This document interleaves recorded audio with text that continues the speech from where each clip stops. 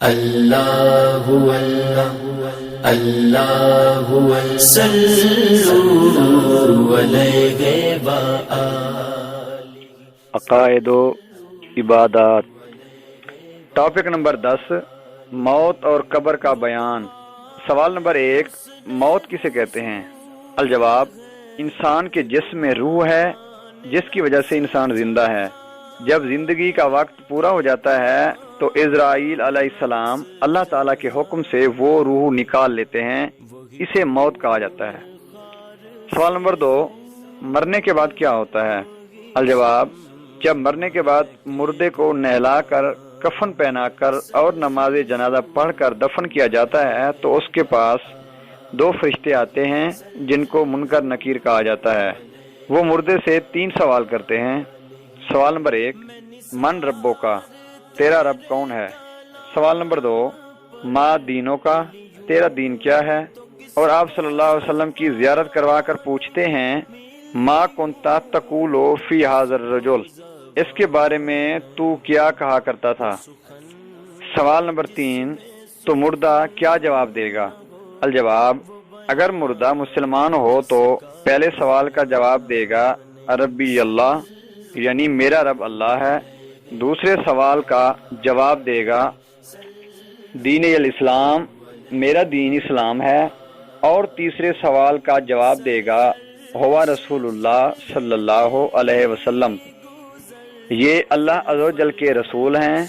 اور اگر مردہ کافر ہو تو وہ ہر سوال کے جواب میں افسوس کا اظہار کرتے ہوئے کہے گا لا ادری، میں کچھ نہیں جانتا۔ سوال نمبر 4، اگر مردہ جلا دیا جائے یا سمندر میں بہا دیا جائے تو کیا اس سے بھی سوال ہوگا؟ الجواب، جی ہاں، ہر صورت میں مردہ سے سوال ہوگا اور اللہ تعالیٰ جو چاہے کر سکتا ہے۔ سوال نمبر 5، یہ کیسے ہو سکتا ہے کہ ہر مردہ کو نبی کریم صلی اللہ علیہ وسلم کی زیارت کروائی جائے؟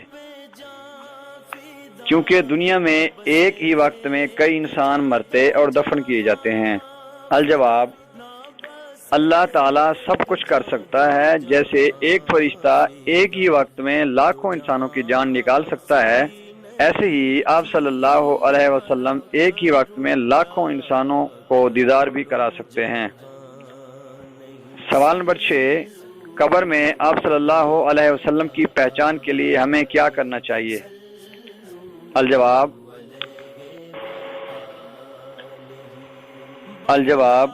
آپ صلی اللہ علیہ وسلم کی سیرت کا مطالعہ کر کے آپ کی پیروی کرنی چاہیے اور زیادہ سے زیادہ درود پاک پڑھنا چاہیے۔ دل میں آپ صلی اللہ علیہ وسلم کی محبت پیدا کرنی چاہیے اور بے ادبی سے بچنا چاہیے۔ سوال نمبر 7، جب مردہ جواب دے گا تو پھر کیا ہوگا؟ الجواب، اگر وہ نیک مسلمان ہوا تو اسے جنتی لباس اور بستر دیا جائے گا، اس کی قبر بہت کھلی کر دی جائے گی اور اس کے لیے جنت کی طرف ایک کھڑکی کھول دی جائے گی جس سے جنت کی خوشبودار ہوا آئے گی۔ اگر وہ نیک نہیں ہوگا تو فرشتے اسے عذاب دیں گے۔ سوال نمبر 7، کیا مردے کو ان نعمتوں کی لذت اور عذاب کی تکلیف محسوس ہوتی ہے؟ جواب، مرنے کے وقت اگرچہ روح بدن سے جدا ہو جاتی ہے مگر بدن سے اس کا تعلق باقی رہتا ہے اور وہ بدن کو ملنے والی نعمتوں کی لذت اور عذاب کی تکلیف محسوس کرتی ہے۔ سوال نمبر 9، کیا میت پر رونا اور نوحہ کرنا جائز ہے؟ الجواب، نوحہ یعنی بین کرنا، ماتم کرنا اور کپڑے پھاڑنا حرام ہے اور بلند آواز سے رونا بھی منع ہے، البتہ آنسو بہانے میں کوئی حرج نہیں۔ سوال نمبر 10، ایصال ثواب کا کیا مطلب ہے؟ الجواب، ایصال ثواب کا مطلب ہے اچھے اعمال کر کے ان کا ثواب دوسروں کو پیش کر دینا، جیسے سورۃ فاتحہ وغیرہ پڑھ کر اس کا ثواب کسی فوت شدہ کو پہنچانا۔ سوال نمبر 11، کیا مردوں تک یہ ثواب پہنچتا ہے؟ الجواب، جی ہاں، ایک شخص نے حضور صلی اللہ علیہ وسلم سے عرض کی کہ میری والدہ فوت ہو گئی ہے، اگر میں ان کی طرف سے صدقہ کروں تو انہیں ثواب ملے گا؟ تو آپ صلی اللہ علیہ وسلم نے فرمایا ہاں، کیوں نہیں، ان کی طرف سے صدقہ کرو۔ باوالا صحیح بخاری حدیث نمبر 2609، اور حدیث نمبر 1322۔ سوال نمبر 12، کیا تیجا یعنی صوم اور 40واں وغیرہ کرنا جائز ہیں؟ الجواب، کیوں نہیں، یہ بھی ایصال ثواب ہی ہے، اور دن اس لیے معین کیا جاتا ہے کہ سب لوگ جمع ہو کر ایصال ثواب و دعا کر سکیں۔ نوٹ: اس موقع پر دعوت جائز نہیں، جو کھانا پکایا جائے وہ غریبوں اور دور سے آنے والوں کو کھلانا چاہیے۔ سوال نمبر 13، کیا ایصال ثواب اور زیارت کے لیے قبر پر جانا جائز ہے؟ الجواب، قبروں کی زیارت سنت ہے، اور نبی کریم صلی اللہ علیہ وسلم نے اس کا حکم فرمایا ہے۔ بحوالہ صحیح مسلم، حدیث نمبر 2305، اور ہر ہفتہ میں ایک دن قبرستان جانا مستحب ہے۔ سوال نمبر 14، زیارت قبر کا طریقہ بتائیے۔ الجواب، قبر کی پاؤں والی جانب سے جا کر چہرہ کے سامنے کھڑے ہوں اور یہ کہیں، السلام علیکم دار قوم مؤمنین وإنا انشاءاللہ بکم لاحقون۔ پھر سورۃ فاتحہ اور دیگر کلمات پڑھ کر ایصال ثواب و دعا کریں۔ سوال نمبر 15، کیا مردہ قبر پر آنے والے کو دیکھتا اور پہچانتا ہے؟ الجواب، حضرت ابو ہریرہ رضی اللہ عنہ سے مروی ہے کہ آپ صلی اللہ علیہ وسلم نے فرمایا، جب بندہ کسی کی قبر پر جائے جو دنیا میں اسے جانتا تھا، پھر سلام کہے تو وہ قبر والا اسے پہچانتا ہے اور اس کے سلام کا جواب بھی دیتا ہے۔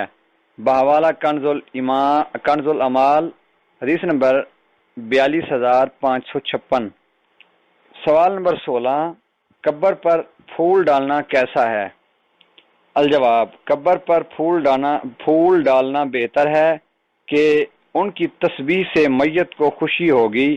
نبی کریم صلی اللہ علیہ وسلم نے 2 مردوں کو عذاب میں دیکھا تو ایک شاخ کے 2 حصے کر کے ان کی قبروں پر رکھے اور فرمایا، جب تک یہ تر رہیں گے انہیں عذاب کم ہوگا۔ بحوالہ صحیح بخاری، حدیث نمبر 1295۔